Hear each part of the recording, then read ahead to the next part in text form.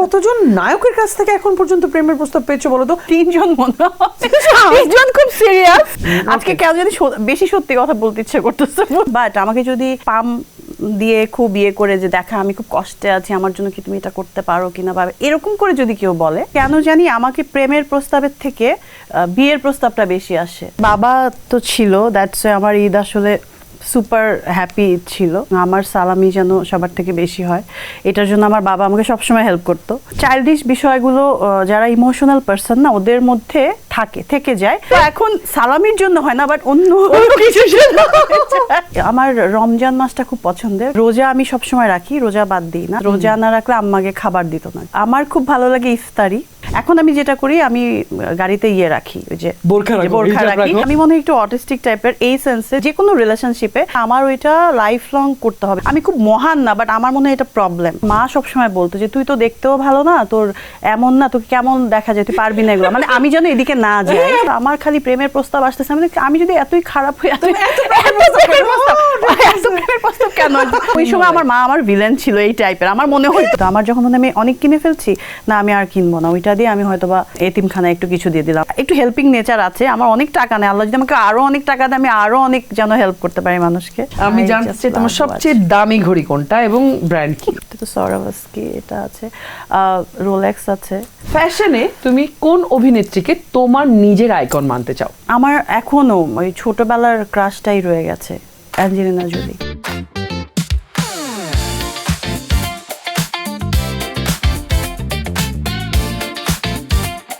Asia পোস্টের Eid special অনুষ্ঠান AP স্টারে আজকে আমার যিনি অতিথি হয়ে এসেছেন, তার অনেকগুলো পরিচয় আছে, তবে দর্শকের কাছে তিনি জনপ্রিয় চিত্রনায়িকা হিসেবে। ফিল্ম ইন্ডাস্ট্রির খ্যাতির সাথে সাথে উদ্যোক্তা হিসেবেও কিন্তু তিনি প্রতিষ্ঠিত। দর্শক, আজকে আমার সাথে রয়েছেন চিত্রনায়িকা ইয়ামিন হক ববি। কেমন আছো আপু? খুব ভালো আছি, খুব ভালো। ঈদ মোবারক। ঈদ মোবারক। তোমাকে এপি স্টারে ওয়েলকাম। থ্যাংক ইউ আমাকে এখানে ইনভাইট করার জন্য। তোমাকে দেখতে একটা ফুলের মতো লাগছে, মানে ফুলের নাম কসমস ফুলের মতো লাগছে। অরেঞ্জ? হ্যাঁ, মানে অরেঞ্জ কসমসের মতো লাগছে। মানে তোমার শাড়িটা যে কি সুন্দর, তুমি অলওয়েজ শাড়ি ক্যারি করো খুবই গ্রেসফুলি। তোমাকে দেখেই মনে হচ্ছে যে তোমার ঈদ খুব ভালো যাচ্ছে। এখন বলো, এপি স্টারের এই অনুষ্ঠানের প্রথম সেগমেন্ট হচ্ছে ঈদের আনন্দ। স্ট্রবেরি সুপার ডটেড ও ক্লাসিক ভ্যারিয়েন্ট, সেন্সেশন, জাগুক শিহরণ।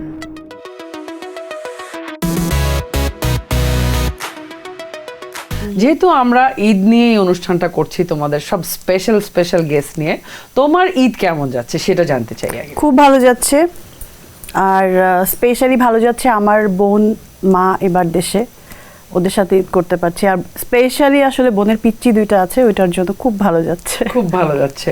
বাবা, ছোটবেলায় যখন ঈদ করতে তখন কি মানে যখন মানে অনেকদিন হয়ে গেছে তো বোধহয়, যে ওই যে মা এবং বোন যেতে একসাথে এবার ঈদ করছে, তার মানে ঈদটা স্পেশাল। দেশে ওরা আসছে, দেশে ওরা ঈদ করছে আফটার 6 ইয়ার্স। 6 ইয়ার্স। তারপরে ছোট্টবেলা যখন তোমরা একসাথে থাকতে সবাই মিলে, তখন ঈদের সময় কেমন মজা হতো? মানে তখন কি ঈদের দিন সকালবেলা তুমি কি লেট করে ঘুমাতা, আন্টি যে তোমাকে ডেকে তুলতো, বা মানে কি করতা? হোয়াট ওয়াজ ইওর মানে মর্নিং রুটিন? সকালবেলা আগে আসলে বাবা তো ছিল, দ্যাটস আমার ঈদ আসলে সুপার হ্যাপি ছিল। আর ওঠার পরেই সঙ্গে সঙ্গে আমি মানে আমার ড্রেসগুলো আগে করতাম, যে আমার ড্রেসটা যেন বেস্ট হয় এবং আমার সালামি যেন সবার থেকে বেশি হয়, এটার জন্য আমার বাবা আমাকে সবসময় হেল্প করতো, যে হ্যাঁ আমার 3 মেয়ের মধ্যে আমার ওর ইয়েটা বেশি হবে। আদারওয়াইজ আমি খুব ইমোশনাল হয়ে যেতাম, যে না আমি কেন পিছিয়ে আছি, কম কেন পেলাম। এখন বুঝি I was so stupid. Even কাজিনদের থেকেও যেন, মানে ফ্রেন্ড কাজিন সবার থেকে যেন আমি বেশি পাইতাম, এটা ভাবতাম। এটা ছোটবেলার চাইল্ডিশ একটা ব্যাপার ছিল। মানে ওইটা এখন করতে ইচ্ছা করে না এরকম। এখন আসলে চাইল্ডিশ বিষয়গুলো যারা ইমোশনাল পার্সন না, ওদের মধ্যে থেকে যায়, but step by step change হয়ে যায় বিষয়গুলো। এখনো আমি অনেক ইমোশনাল, বাট চাইল্ডিশ। রিঅ্যাকশন তোমার চেঞ্জ হয়ে গেছে। আগে হয়তো একভাবে রিঅ্যাক্ট করতে, এখন সালামির জন্য হয় না, বাট অন্য কিছু। আচ্ছা, ঈদের সালামি নিশ্চয়ই এখন তোমাকে দিতে হয়, প্রচুর দিতে হয়, প্রচুর। এখন ছোটবেলায় আসলে সবচেয়ে বেশি সালামি কার কাছ থেকে পেয়েছো? আমার বাবার থেকে সবচেয়ে বেশি। আঙ্কেল বেশি টাকা দিত তোমাকে। আর এখন তোমাকে সবচেয়ে বেশি সালামি কাকে দিতে হয়? হ্যাঁ, অনেকগুলাকে দিতে হয়, অনেকগুলো আছে লিস্টে। মানে সব মানে কাজিনরা, পিচ্চিগুলা, ছোট যারা আমার থেকে ছোট যারা এবং আমাদের সঙ্গে যারা কাজ করে, যাদের সঙ্গে কাজ করি আসলে ওরা অনেক বেশি ডিজার্ভ করে এটা, ওদেরকেও দিতে হয়। ঈদের দিন কি কখনো শুটিং করেছো? এমন হয়েছে জীবনে কখনো? আমি না করতে চাই নাই, বাট একটা মনে হয় শো করেছিলাম, তারপরেও আমি মানে আমার ইচ্ছা ছিল না, তাও করতে হয়েছে। বাট ঈদের দিন আমি আসলে কাজ করতে চাই না, এটা খুবই উইয়ার্ড। হ্যাঁ, খুবই খুবই উইয়ার্ড, আমি জীবনে কোনোদিন করি নাই। তো ধরো ওই যে ওইটা কেমন ছিল ওই ঈদটা? ফ্যামিলি থেকে আলাদা, তুমি কাজ করছো কাজের লোকজনদের সাথে, হাউ ওয়াজ দ্যাট? না, আমি আগে ভাবতাম যে এটাই ফ্যামিলি, বাট যত যাই হোক হয়তোবা আমরা বলি যে ফিল্মের কেউ কারো আপন না, মিডিয়ার কেউ কারো আপন না, তারপরেও না একসঙ্গে থাকতে থাকতে একটা, আজ বলে না শত্রু একসঙ্গে থাকতে থাকতে একটা বন্ডিং ক্রিয়েট হয়, বা একটা কুকুর থাকলেও তার জন্য একটা মায়া ক্রিয়েট হয়ে যায়, এরকম বিষয়টা। আমার যখন থেকে সবাই বাইরে, দেশের বাইরে, এদের আমি ভাবি যে এরাই আমার ফ্যামিলি, কিছু করার নাই। কতদিন ধরে আমার সবাই তোমার অপশন নাই। ফ্যামিলি সবাই বাইরে? আমার বোনরা তো অনেক বছর আগে থেকে, 2-3 যুগ আগে থেকে যাওয়া আসার মধ্যেই থাকে, বাট বাবা মারা যাওয়ার পর তো আম্মাও তো ওইখানেই থাকে আসলে। সো এটা 7 বছর। 7 বছর তো তুমি একাই থাকছো, কোনো ফ্যামিলি? হ্যাঁ, বাট যাওয়া আসা থাকছে, অস্ট্রেলিয়াতে সবসময় যাওয়া আসা থাকছে।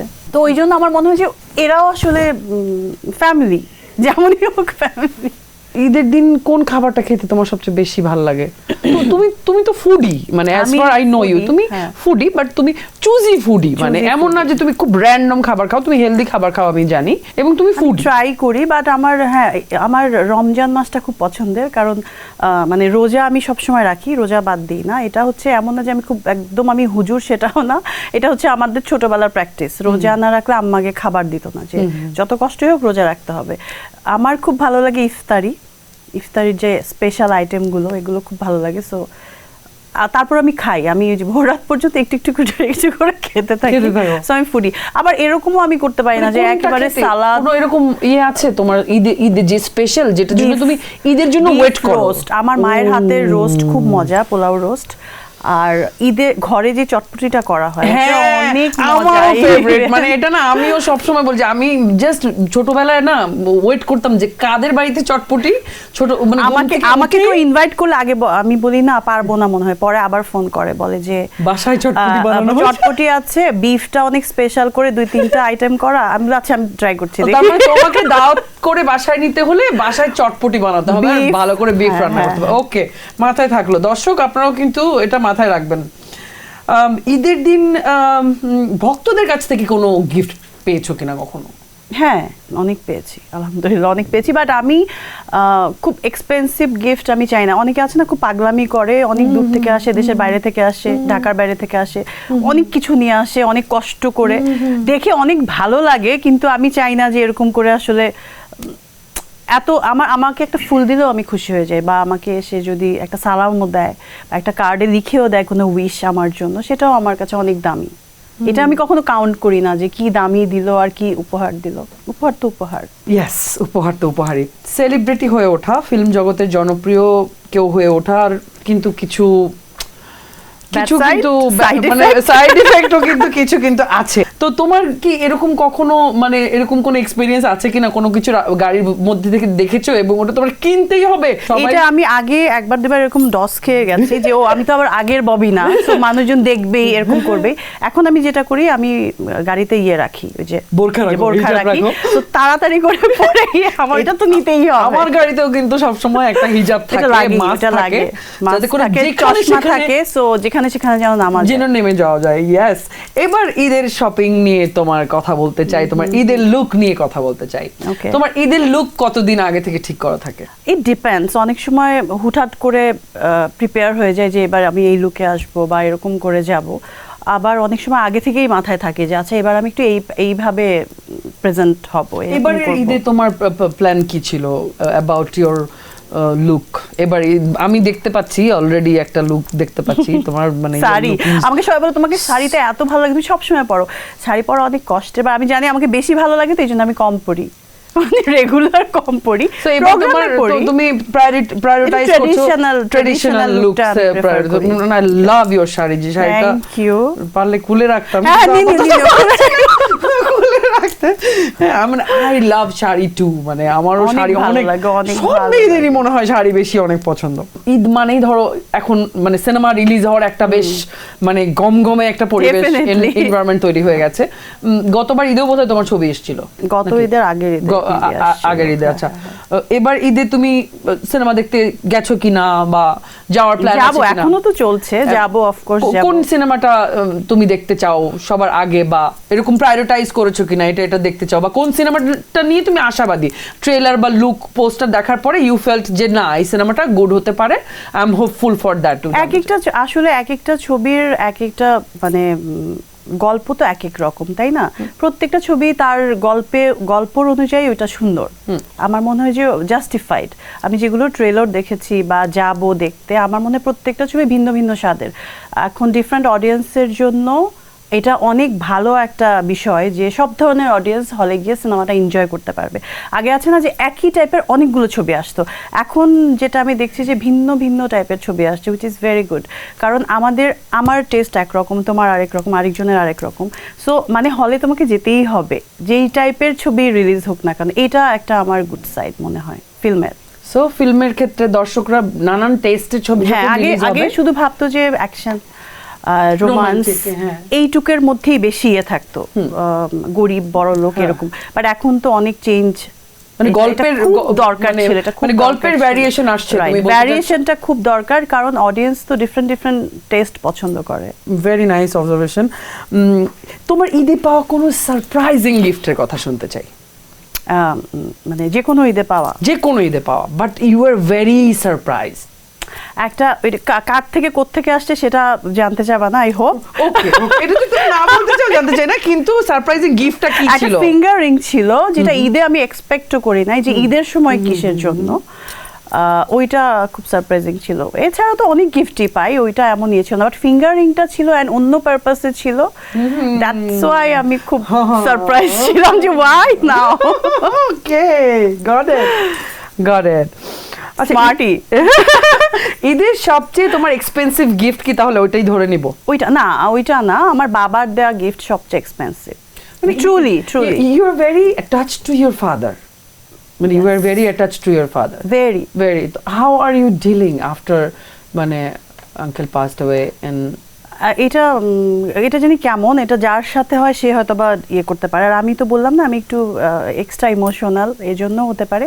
বাট আমি ডিল করি না, আমি ওইটা হ্যান্ডেল করতে শিখে গেছি। যে যখন আমার বাবা চলে গেছে আমাদেরকে রেখে, তখনও যেমন ফিল হয় এখনও সাডেনলি আমার ঠিক এক্স্যাক্টলি ওই ফিলটা হয়। মানুষ বলতো যে ডে বাই ডে এটা কমে যায়, অনেক ব্যস্ততা, লাইফের এত ক্রাইসিস, এটা ওইটা, হ্যাপিনেস, স্যাডনেস, সব কিছুর মধ্যে নাকি এটা মিলে যায়। আমি এখনও পাই নাই আফটার 6-7 ইয়ার্স, বাট আমি হ্যান্ডেল কিভাবে করতে হয় ওইটা শিখেছি। যে সবসময় এটা শো অফ করতে হয় না, বা এটা পার্সোনালি করতে হয়, ওইটা শিখে গেছি। মন খারাপ হলে কি করো? বাবার কথা যখন মনে হয় বা তখন কি করো? মন খারাপ হলে কি করো? আমি সামটাইমস বাবা পিচ্চি এতিম বাচ্চাদের সাথে টাইম স্পেন্ড করতে পছন্দ করতো, খাওয়ায় তো ওদেরকে, ওরা একটু খেয়ে দিয়ে একটা নতুন কাপড় পরলে এমন একটা স্মাইল দিবে, ওই স্মাইলটা মানে কোটি টাকা ফেল, বুঝছো? মানে আমরা তো কোনো কিছুতে হ্যাপি হই না, কোনো কিছুতে মন থেকে আমরা স্যাটিসফাইডও না, বাট ওদের জন্য একটু একটু কিছু করলে ওরা যেই হ্যাপিনেসটা তোমাকে শো করে, ওইটা দিয়ে তোমার না একটা গুড ফিল ক্রিয়েট হয়, বুঝছো? মনে হয় যে লাইফে আমি একটা কিছু করেছি। আমার আসলে মানুষ make someone smile, that is precious and that is very valuable. মানে আমার মনে হয় যে আমিও মানে পৃথিবীতে কিছু কন্ট্রিবিউট করছি। Very nice. My God, we are unlocking a new Bobby here. Okay, দর্শক, আমরা এখন পরবর্তী সেগমেন্টে চলে যাচ্ছি। আমাদের ঈদ আনন্দর সেগমেন্ট অলরেডি শেষ। আমাদের পরবর্তী সেগমেন্ট হচ্ছে না বলা কথা। এই সেগমেন্টে আমরা জানবো ববি আপু যেই কথা এখনো পর্যন্ত কাউকে বলে নাই, সেই কথা।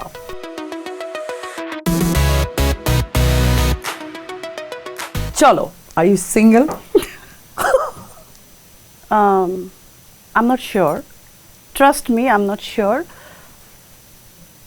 I'm not single, I'm not engaged. But what do you think? Complicated. What do you think যে একটা মেয়ের এই যে ধরো you're not sure, somehow I'm feeling that তুমি কোনো না কোনো ভাবে ওখান থেকে reassurance যেটাকে বলে, you're not getting that reassurance or that emotional safety. Exactly. That is the issue. হ্যাঁ মানে মানে ধরো আমার কাছে মনে হয় যে we don't need so many things in our life, I need nothing. মানে that just little emotional safety চাই আমরা আসলে। আর যে রিঅ্যাসিওরেন্সটা যে মানে আমাদের মানুষটা আমাদেরকে ওই মানে আমাদের ট্রমা থেকে আমাদেরকে হিল করার চেষ্টা না, করে। I don't need that also. মানে আমি এমনও এক্সাম্পল দিতে পারি যে আমি হয়তো বা কাউকে ট্রমা থেকে উদ্ধার করলাম, and আশ্রয় আমি দিলে। করলাম, আমি অনেক ব্যাড টাইম গুড টাইম যেখান দিয়ে যাচ্ছি, বাট আমি আশ্রয় দিলাম, আমি সবকিছু করলাম, অ্যান্ড আফটার দ্যাট ও ট্রমাটাইজ থেকে সব ঠিক হয়ে গেল, হিল হলো, এরপরে আমাকে ট্রমাটাইজ করার একটা প্রসেস স্টার্ট হয়ে গেল, এরকম আমি এক্সপিরিয়েন্স করেছি। So that is so weird. মানে মানুষ মনে করে যে আমরা আসলে ঝকমকে দুনিয়ায় এরকম ঝিলিক মারা কাপড় পরে সবসময় সব শোতে পায়ের উপর পা তুলে বসে বসে থাকি, এবং আমরা আমাদের না আরেকটা জিনিস হতে পারে, অনেকে আবার আমার কাছের দু একজন বলে যে তুমি তো সবসময় প্রবলেম যেদিকে বা প্রবলেমেটিক কেউ বা প্রবলেমে পড়ে আছে তোমার ওই দিকে বেশি হয়, তুমি যদি প্রপার কিছু দেখো যে তোমার হয়তো বা বোর লাগে অথবা তুমি ওইটাতে বেশি ইন্টারেস্ট দেখাও না। আমার পার্সোনাল প্রবলেমও হতে পারে।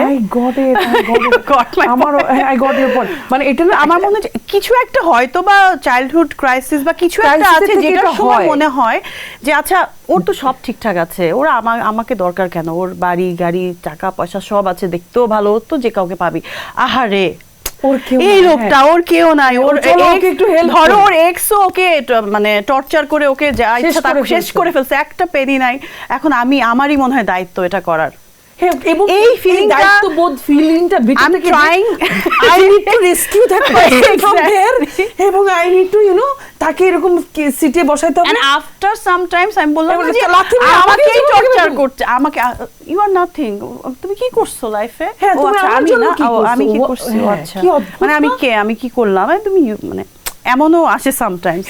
কারো কাছে মনে হয় যে ও মাই গড আমি পৃথিবী, ওইটাতে হয়তো আমি নজরও দেই না, বাট কারো মানে কেউ যখন আবার বলে তুমি কি করছো, এই তো তোমারা তো সব এমনি প্লেটে করে রেডি করে ছিল, মানে ভাবে যে আমাদের কাজটা এত ইজি, মানে এত ইজি যে ইটস ওকে ফাইন, তুমি তো মানে তোমার ফ্যামিলিও ভালো, তুমি কি করছো লাইফে, সবই এমনি পেয়ে গেছো, এরকম এমনি কেউ পায়, এমনি কেউ আমি দেখছি মানে মানে এরকম বলে। তখন মনে হয় যে আমার কাছে মনে হয় একটা মানুষের সেনসিটিভ হওয়া যে কত জরুরি, একটা মানুষ না জেনে বা জেনে কাইন্ড দেখায়, অনেক সময় কাইন্ড দেখা যায় আরে ওকে একটু দিয়ে দিল, কিন্তু সে যে কত ইনসেনসিটিভ এবং মানুষকে কত ভাবে অনলি ওয়ার্ডস দিয়ে হার্ট করতে থাকে এবং বদদোয়া নিতে থাকে, এটা সে নিজেও জানে না। ও মাই গড, ভয়ঙ্কর ট্রমাটিক অ্যাবিউজ আপু। এবং শোনো সব সময় সব ধরনের অ্যাবিউজ আমাদেরকে করতে পারবে না, আমাদের গায়ে হাত তুলতে পারবে না, বাই চান্স ধরো আমরা যদি কোনো অ্যাকশনে যাই বা কিছু, বা আমাদের ফ্যামিলি ওয়েল অ্যান্ড গুড ওইটা নিয়ে পারবে না, বাট ভার্বালি করতে থাকে। বিকজ আমার যেটা তখন মনে হয় যে সে নিজেকে ছোট ভাবে, দ্যাটস ওয়াই সে ভাবে যে ও why she is like that, so ওকে আমার এটা দিয়ে দাবাইতে হবে, করতে হবে, এই মানে কেন জানি বাংলাদেশের, আমি সবাইকে বলছি না, অনেক ভালো পুরুষ মানুষ আছে যারা, হ্যাঁ আমরা তো 50-50 আসলে মানে আমরা দুনিয়ায়, আমি কখনোই এটা করি না, বাট ওদের না বেড়ে ওঠাটাই একটা প্রবলেম আছে, ওদেরকে না এত পুরুষ বলতে বলতে ওরা যে মানুষ ওইটা হয়তো বা ওরা মনে থাকে না, ভাবে যে মানুষ হওয়াটা সবার আগে জরুরি, বা মেয়ে হওয়ার আগে মানুষ হওয়াটা জরুরি। ওইটা আমাদের দেশের পুরুষদেরকে, বা আমি আমার যে বোনের পিচ্চিদেরকে ওদেরকে বলি যে ওদেরকে আগে মানুষ এখনকার পুরুষ মানুষের কাইন্ড হওয়া দরকার। এখনকার পুরুষদের ভিতর থেকে প্রথম কথা সেনসিটিভিটি একদমই নাই, এটা এইজন্য এত বাজে বাজে নিউজ আমরা দেখি। হ্যাঁ, আমরা নিউজগুলো কেন দেখি? গ্রেটফুলনেস তো নাই, বাট আমরা নিউজ, আচ্ছা ঈদের প্রোগ্রাম কিন্তু এটা, ও আচ্ছা সরি, আচ্ছা বিশ্বাস করো তুমি একটা মেয়েকে হেল্প করবা, দেখবা ওই মেয়েটা সারা জীবন তোমার কাছে কৃতজ্ঞ থাকবে, হ্যাঁ, এবং রাখেও, আমি এটা পেয়েছি, রাখে না। আচ্ছা আমরা ঈদের প্রোগ্রামে আমরা হ্যাপি, আমরা খুব হ্যাপি, ব্যক্তিগত জীবন থেকে বের হয়ে আসলাম। হ্যাঁ, তো okay, now you tell me how you want your emotional safety in a relationship. মানুষ হিসেবে কেমন, জীবন সঙ্গী হিসেবে কেমন মানুষ? আমি মানুষ চাই, আর কিছু চাই না। হ্যাঁ, মানে জেনুইন ডিফিকাল্ট কোশ্চেন। সো আমি is he a human being? Is he any human being? Human being, my god, the crisis of human being. আচ্ছা, তোমার পাগল প্রেমিক ভক্ত টাইপের কিছু প্রেমিক থাকে না নায়িকাদের? হ্যাঁ, তো এরকম কাটে কি করে, পাগলামি করে, এরকম পাগলামি কোন একটা ভক্তের কথা বলো এবং কোন একটা মেমোরি বলো আমাকে।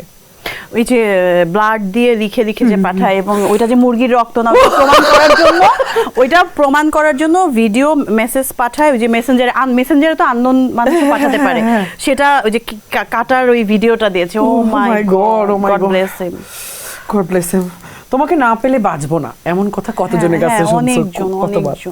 অনেকজন এবং কতবার সেই লোকগুলাই কিছুদিন পরে আরেকজনকে বলেছে তোমাকে না পেলে বাঁচবো না, এরকম হয়েছে না? আমার সামটাইমস মনে হয় আমি একটু অটিস্টিক টাইপের, এই সেন্সে যে আমি না খুব কাউকে কমিটমেন্ট দিলে, সেটা তুমিও হতে পারো বা কোনো ছেলেও হতে পারে, যে কোনো রিলেশনশিপে দিলে আমার কেন যদি মনে হয় যে আমার ওইটা লাইফ লং করতে হবে। যদি রিলেশন নাও থাকে, সে যদি এসে আমার কাছে হেল্প চায়, আমি খুব মহান না, বাট আমার মনে হয় এটা প্রবলেম। আমার বাবা আমাকে এইভাবেই বড় করছে এবং আমি বাবাকে এইভাবেই দেখছি। সো এই এখনকার সময় এগুলা কথা বললে মনে হবে কি ন্যাকা কথা বলতেছে আজাইরা, but this is the fact. এই জন্য আমি একটু কম মিশি, চেষ্টা করি আর কি ওরকম ভাবে। আমার কম ভয় লাগে, কারণ আমি বলতে পারি না। ধরো আমি তোমাকে অনেক লাইক করি, অনেক লাভ করি, বাট অতটুকু পর্যন্ত আমি বলি না। বাট তুমি যখন কোনো খারাপ সময় দিয়ে যাবা, বাট তখন যদি ডেফিনেটলি আমাকে পাবা, আল্লাহ যদি আমাকে বাঁচায় রাখে। তো এরকম টাইপের আমি। সো এইরকম মানুষগুলা যেটা হয় যে খুব ইউজড হয়ে যায়, বুঝছো? এটাকে যদি কেউ উইক পয়েন্ট ভাবে যে ওকে তো একটু, এটা যারা উইক পয়েন্ট ভাবে এটা তাদের দুর্বলতা বা তাদের অশিক্ষা। I need human being, that's it. তাদের অশিক্ষা। when a person is kind to you, you don't have to be kind, মানে তোমাকেও আমার কিছু লাগবে না, জাস্ট একটু কৃতজ্ঞ না, কৃতজ্ঞতা বোধ লাগবে না, তুমি ক্ষতি করো না। মানুষ যেটা করে মেন্টালি আর কিছু ক্ষতি করতে পারবে না আলহামদুলিল্লাহ, বাট মেন্টালি যখন বুঝে এই মানুষটা কাইন্ড, এই মানুষটাকে এক্সপ্লয়েট করা খুব সহজ, তখন না এক্সপ্লয়েট করতেই থাকে। টাকা চলে গেলে না আল্লাহ আবার টাকা দিয়ে দেয়, করতেই থাকে। ও মাই গড, সবই দিয়ে দেয়, কিন্তু ওই যে মানসিক ভালোবাসার জায়গাটা নষ্ট হয়ে যায়, বিশ্বাসটাও উঠে যায়, এটাই সমস্যা। আচ্ছা, কতজন নায়কের কাছ থেকে এখন পর্যন্ত প্রেমের প্রস্তাব পেয়েছো বলো তো? নায়কদের নাম বলা দরকার নেই, সংখ্যাটা বললেই হবে। তিনজন মনে হয়। তিনজন খুব সিরিয়াস। আচ্ছা, ওকে তিনজন খুব সিরিয়াস ছিল, ভিতর থেকেও হাসতেছে শুনতে পাচ্ছি আর কি। আজকে কেউ যদি বেশি সত্যি কথা বলতে ইচ্ছে করতেছে, ওকে।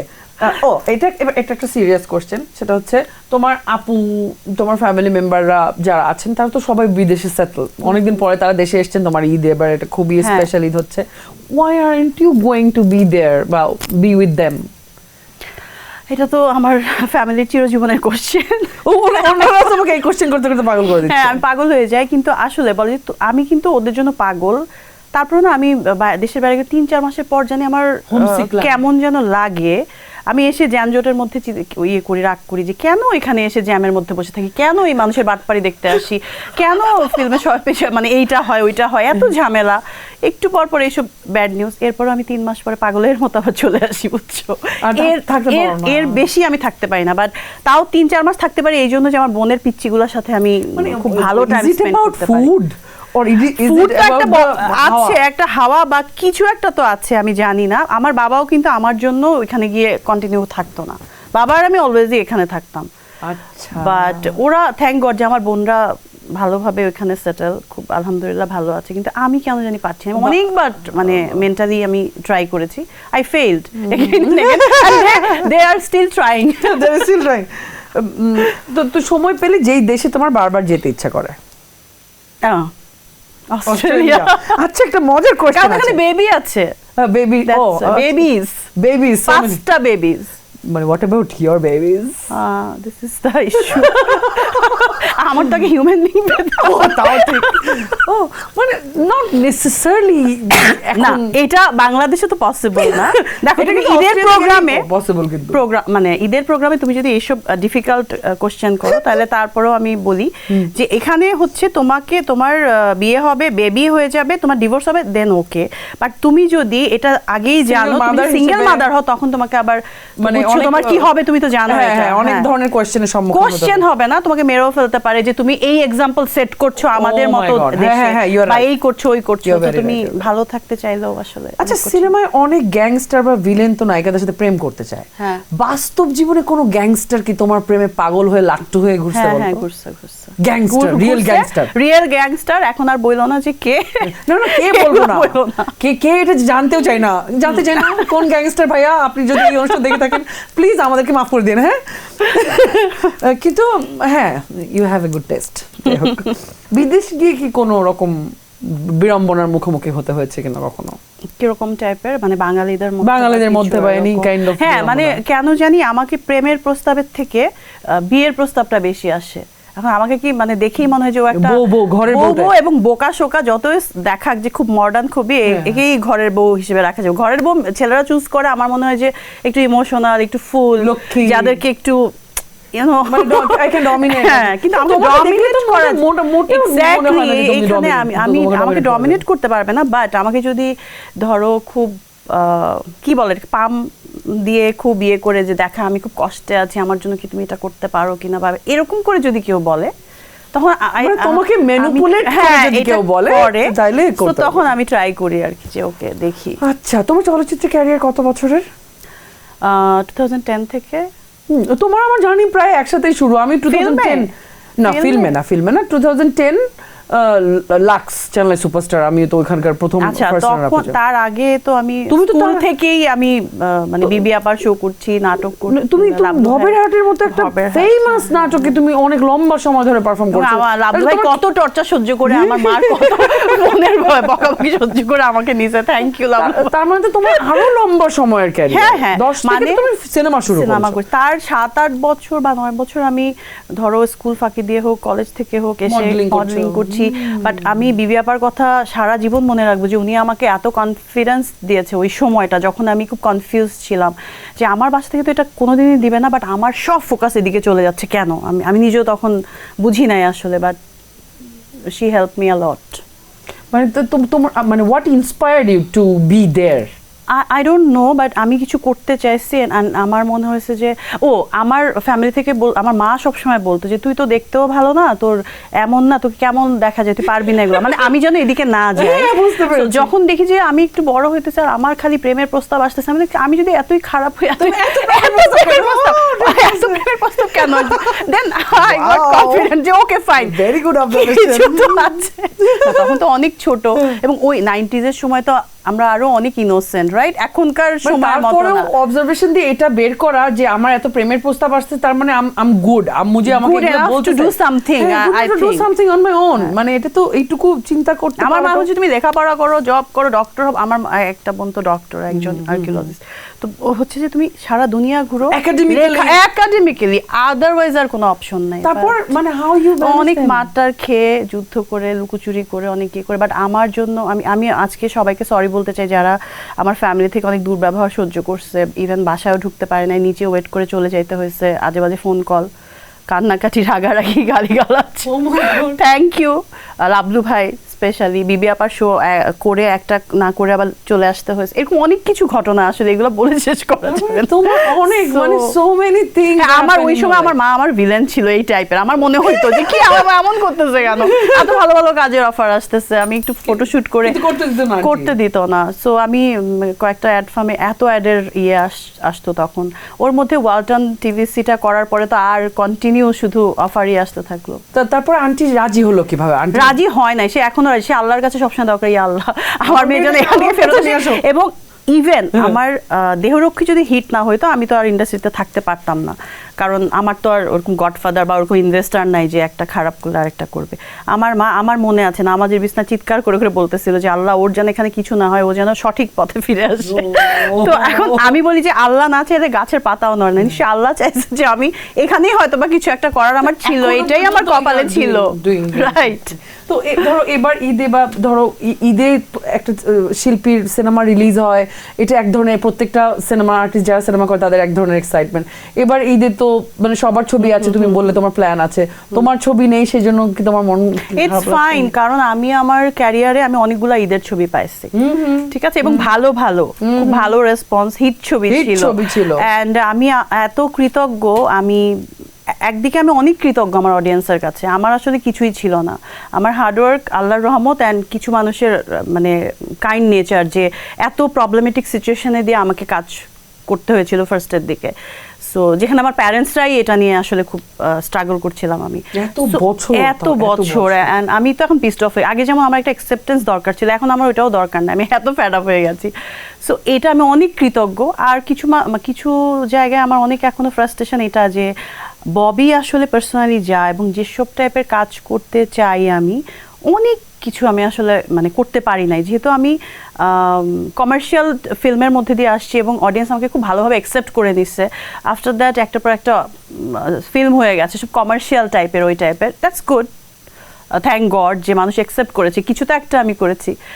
বাট আমার পার্সোনাল যে স্যাটিসফ্যাকশন, কিছু কাজ, কিছু গল্প করা এখনো হয়নি, লাইক অনেক অনেক আসলে অরিজিনাল সিন, অ্যাঞ্জেলিনা জোলির যে ক্যারেক্টার, বা ধরো কিছু কিছু আছে না পিকু সিনেমাতে দীপিকা, বা খুব উইয়ার্ড টাইপের কিছু গল্প আছে যেটা মানে চামিলি একটু উইয়ার্ড টাইপের, এগুলো আমার মনে হয় আমি এত স্ট্রাগল করে এত ফাইট করে এই জায়গাতেই আছি, নিশ্চয়ই আমি আরো কিছু করার জন্যই আছি।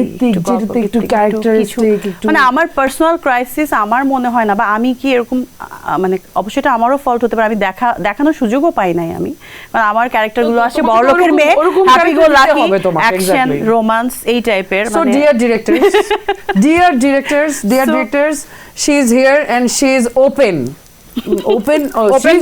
about any characters, so please, মানে এটা আমারও আসলে বাংলাদেশের ডিরেক্টরদের প্রতি আমারও এক ধরনের ক্ষোভ বলতে পারো, যে মানে আমরা তো শিল্পী, সো আমরা তো এক্সপেরিয়েন্স করতে চাই অনেক অনেক অনেক ক্যারেক্টার, কেন কিছু সিন্ডিকেট ক্রিয়েট হয়। আমি তো আবার খুব কাজের বাইরে আমি খুব ইন্ট্রোভার্ট একটা মানুষ, আমার কাজ নিয়েই আসলে ওই ক্ষেত্রে দেখা যায় কি যে একই ক্যারেক্টারই বারবার, কারণ অডিয়েন্স আবার নিচ্ছে, কিছু করার নাই।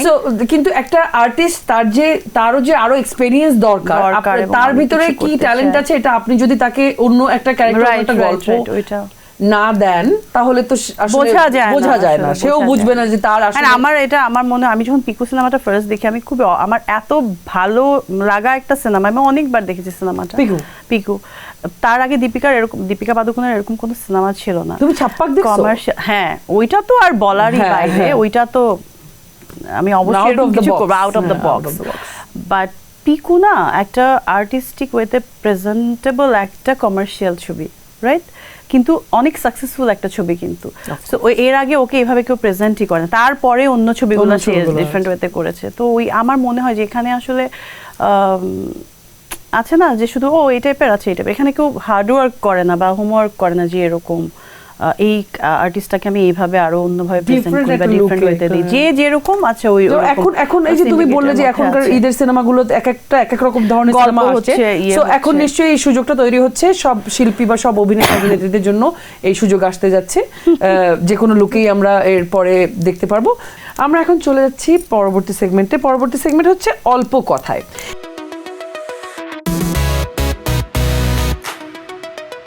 এই সেগমেন্টে আমি আমাদেরই খুবই পরিচিত কিছু মানুষের নাম তোমাকে বলবো, এবং নাম শুনে প্রথম যে শব্দটা তোমার মাথায় আসবে আমাকে ওই শব্দটাই বলতে হবে, নো চিটিং। ওকে ওকে। সাকিব খান, সুপারস্টার, খুবই নরমাল। বাপ্পি চৌধুরী, ভালো হিরো ছিল। এতক্ষণ টাইম না যাবে না, যা মাথায় আসবে তাই বলবা। সাইমন সাদিক, ও তো ভালো ছিল আসলে, হ্যাঁ। কোথায়? Mahiya Mahi, good actress. Puja Cherry, very good actress. Zayed Khan, কি যেন শিল্পী সমিতির নেতা হিসাবে he was very good. Okay. Purnima, oh nice, আমার খুব ভালো লাগে Purnima, like her too much. Apu Biswas, good, confident. Bubly, good mother, I think. Arifin Shuvo, no comments. Sabila Nur, good actress. Siam Ahmed, same, good actor. Ananta Jalil, very good producer. I agree. Barsha, very good mother.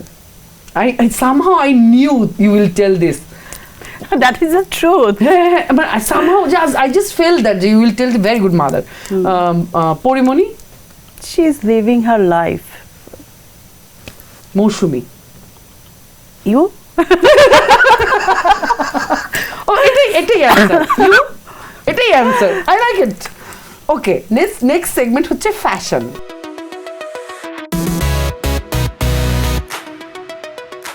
ওই fashion সেগমেন্টে কি শুরুতেই তোমার outfit নিয়ে জানতে চাই। এই আউটফিটটা তুমি কোত্থেকে, আউটফিট বলতে শাড়ি, বিউটিফুল শাড়ি, আমার মনে হচ্ছে এখানে অনেক সিকোয়েন্সের কাজ করা বা জারদৌজি কাজ করা, শাড়িটা তুমি কোত্থেকে নিয়েছো? পাকিস্তান থেকে তো বলতে পারবো না, বাট পাকিস্তানি কাজ মসলিনের উপর করা। It's a beautiful sari, that's true. মানে এটার এক্সক্লুসিভ অ্যান্ড ওয়ান পিস। এটা সেকেন্ড পিস আমি পাবো না। সরি, এটার দাম কেমন? দাম বেশি না। তুমি তো একবারে বেশি পড়ো না নিশ্চয়ই কোনো আর তো শাড়ি? পড়তে পারবো না। আর তো পড়তে পারবো না, তো একবার পড়া পরে সেটা করবাটা কি? আচ্ছা তুমি নিবা, ট্রাস্ট মি, আমি তোমাকে দিয়ে দিব। তোমার সবচেয়ে পছন্দের লাইফস্টাইল ব্র্যান্ড বলো, স্পেসিফিক ব্র্যান্ড। কমফোর্টেবলের মধ্যে জারা অ্যান্ড গুচি আমার খুব পছন্দের। আর ল্যানকম ছাড়া আমি থাকতে পারি না, সেটা মেকআপ বলো পারফিউম বলো, এটা আমার লাগে, যাই থাকুক না কেন ওইটা আমার লাগবেই, মানে এই 2-3টা ছাড়া আমার হয় না। তাহলে পছন্দের পারফিউম ব্র্যান্ড? ল্যান্ডকম। মানে এর থেকে অনেক এক্সপেন্সিভ কিছু থাকলেও আমার ল্যান্ডকমটা লাগবে, মানে যার সাথে তোমার কমফোর্টেবল হ্যাঁ, হয়ে গেছে ওইটা। তোমার ওই যে বললাম না আমি একটু অটিস্টিক, যেটা লাগে সেটা। That's not call autistic, that's call commitment, you could say, and your মানে কমফোর্টেবিলিটি। রাইট। তোমার কালেকশনের সবচেয়ে দামি পারফিউম কোনটা এবং ওটার দাম কত? I want to know that. 1 lakh something মনে হয় ওটা পারফিউম। মাই গড, কি জানো, অনেক কঠিন নাম, বুঝছো? আমি একটু দিয়ে আসবো। প্রাডা না, ওইটা ল্যানকম না, ওইটা ডিওর না, কি কঠিন একটা কিছু একটা আমি ভুলে যাচ্ছি রাইট না, আমার মাথায় আসতেছে। এবং ওটার দাম প্রায় 1 লক্ষ টাকা। তো শপিং এর ক্ষেত্রে তুমি কোথায় শপিং করতে সবচেয়ে বেশি স্বাচ্ছন্দ্য বোধ করো, মানে কোন দেশে? বাংলাদেশের মানুষের জন্য থাইল্যান্ডটা খুব নাইস, সব ধরনের তুমি ব্র্যান্ডও পাবা, নন ব্র্যান্ড পাবা। ও আমার জন্য অস্ট্রেলিয়া। হ্যাঁ, খুব আরাম, খুবই আরাম। তো তোমার কোন সিনেমায় তুমি তোমার সবচেয়ে expensive costumes and jewelleries and all, মানে those expensive ornaments, makeup ornaments, হ্যাঁ পড়েছো? ওই কোন সিনেমায় এবং কি ক্যারেক্টারে? বিজলিতে পড়েছি, নোলকে। আমি না, ট্রাস্ট মি, আমি আমার পেমেন্টের টাকা ম্যাক্সিমাম তো এগুলাতেই চলে যায়, কারণ আমি না এই কম আমার কেমন যেন এটা লাগে যে না এটা হচ্ছে না, এটা ঠিক হবে না, এটা আমার বেশি এক্সপেন্সিভ। তোমার জিনিসপত্র সব দেখলেই বোঝা যায় যে বেশ তুমি এক্সপেন্সিভ। আমার স্ক্রিনের জন্য, ট্রাস্ট মি, আমার আবার ওইটা না, আমি একটা নরমাল একটা জিন্স টি শার্ট পরেও আমি বের হয়ে যাই, বাট কমফোর্টেবল স্ক্রিনের জন্য আমি খুব এটা ট্রাই করি যে না ভালো কিছু, বেটার কিছু। But as far I know you personally, even I have been worked with you, আমরা একসাথে একটা সিনেমা করেছি, তোমাকে যতটুকু দেখেছি, তুমি তোমার জিনিসপত্র, পার্সোনাল ইউজের জিনিসপত্র খুব টিপটপ আর কি। তুমি একটু চেষ্টা করো, অল্প জিনিস তুমি ক্যারি করো, কিন্তু তুমি সব ব্র্যান্ডেড ভালো জিনিস ক্যারি করার তোমার একটা আছে। তোমার এটাকে আমি মানে তুমি বলতে পারো মানে লাক্সারি মানে তুমি অনেক জিনিসপত্র ইউজ করছো তা না। লাক্সারি মানে তুমি মানে তোমার প্রয়োজনীয় এবং ভালো জিনিস ব্যবহার করছো। প্রয়োজনীয়, আমি খুব এক্সট্রা জিনিস ইউজ করি সেটা না। আমার যদি আমি বুঝি, কিন্তু আমার যখন আমি অনেক কিনে ফেলছি, না আমি আর কিনবো না, ওইটা দিয়ে আমি হয়তোবা এতিমখানায় একটু কিছু দিয়ে দিলাম। ওই যে আমি এগুলো খুব নোটিস করি যে নিজের ইম্পালসিভ বাইং গুলো তুমি নিজে নিজে করো। হ্যাঁ, ভেরি নাইস। কারণ আমার ওইটাও নোটিস। তোমার এই ব্যাপারটা তুমি কার থেকে পেয়েছো? বাবার থেকে। মানে আমার মনে হয় আমি 5টা দেশে যাব, আমি 10টা দেশে যাব, 5টা দেশে বাকি টাকা আমি হয়তোবা একটু হেল্পিং নেচার আছে আমার, অনেক টাকা নেই, আল্লাহ যদি আমাকে আরো অনেক টাকা দেয় আমি আরো অনেক যেন হেল্প করতে পারি মানুষকে। সো এই নেচারটা আমার কাছে ইনফরমেশন আছে তোমার কাছে, তোমার কালেকশনে বেশ কিছু লাক্সারি ঘড়ি আছে। হ্যাঁ, আই লাভ ওয়াচ। আমি জানতে চাই তোমার সবচেয়ে দামি ঘড়ি কোনটা এবং ব্র্যান্ড কি? দামি ঘড়ি তো সরাভাস্কি, এটা আছে, রোলেক্স আছে, সবারই আছে এখন কম বেশি। ওইটা সবচেয়ে। এটা গিফট নাকি তুমি কিনেছো? আমি কিনেছি। I knew it. এই যে বলার জন্য যে আমার yes. ফ্যাশনে তুমি কোন অভিনেত্রীকে তোমার নিজের আইকন মানতে চাও? আমাদের এখানে অর এনিওয়্যার?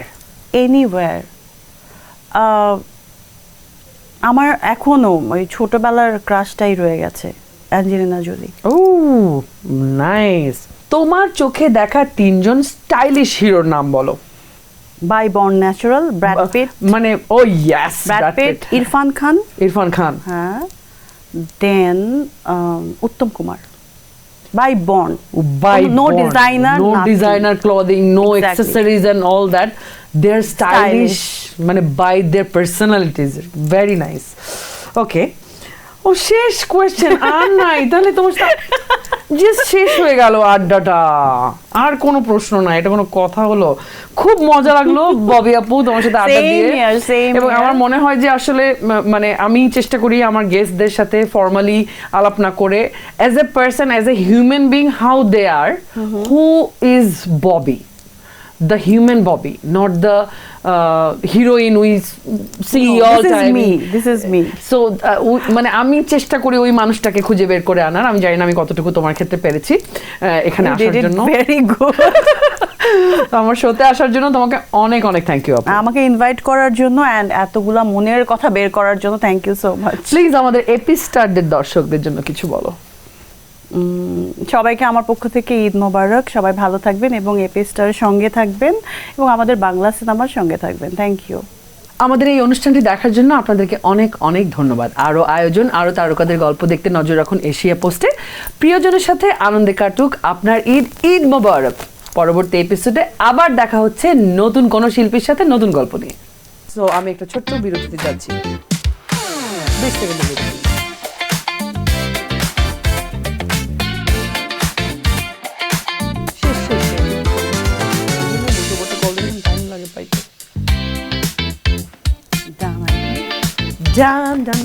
Thank you. চলো।